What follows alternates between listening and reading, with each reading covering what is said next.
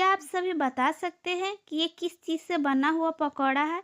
मैं आप लोगों को बताऊँगी तो आप लोग यकीन नहीं मानेंगे कि ये रात से बचे हुए चावल का बना हुआ पकौड़ा है। ऊपर से जितना ये कुरकुरा है, अंदर से वो उतना ही सॉफ्ट है। और सच बोलूँ तो मैं कुछ और ही बनाने जा रही थी, लेकिन बनाना पड़ा ये पकौड़ा। अक्सर बहुत लोगों के साथ होता है कि वो बनाने कुछ और जाती है, लेकिन चीज़ें खराब हो जाती है।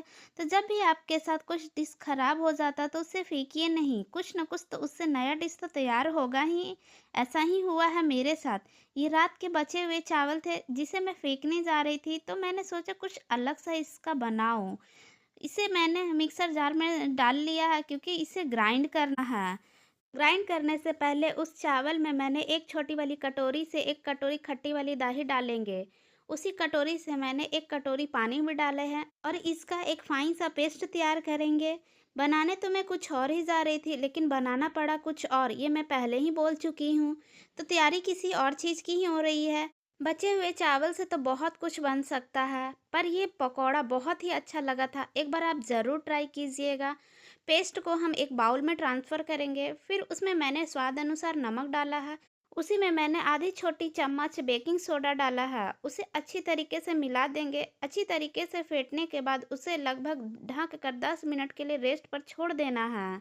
इधर मैं ढक कर साइड रख रही हूँ। दूसरी तरफ मैंने एक कढ़ाई में छोटे वाले ग्लास से मैंने लगभग 2 ग्लास पानी डालकर उसके बीच में ये स्टैंड को रखेंगे और उसे ढक कर बॉईल होने के लिए छोड़ देंगे। 10 मिनट बाद हमारा पेस्ट भी रेस्ट हो चुका है। फिर वापस से उसे अच्छी तरीके से मिलाएंगे।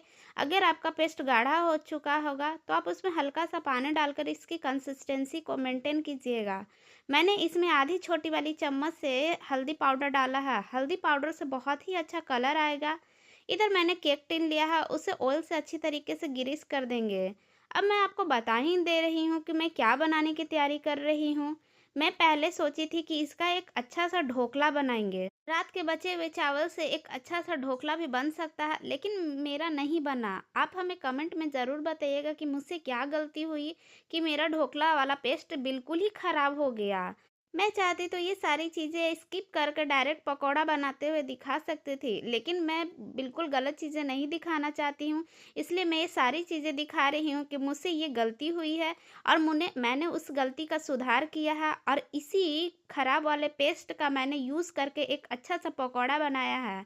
इसीलिए स्टार्टिंग में ही मैंने बोला कि कुछ भी चीज़ें खराब नहीं होती है। अगर कुछ चीज़ खराब हो भी जाती है तो उससे आप नई डिश तैयार कर सकते हैं।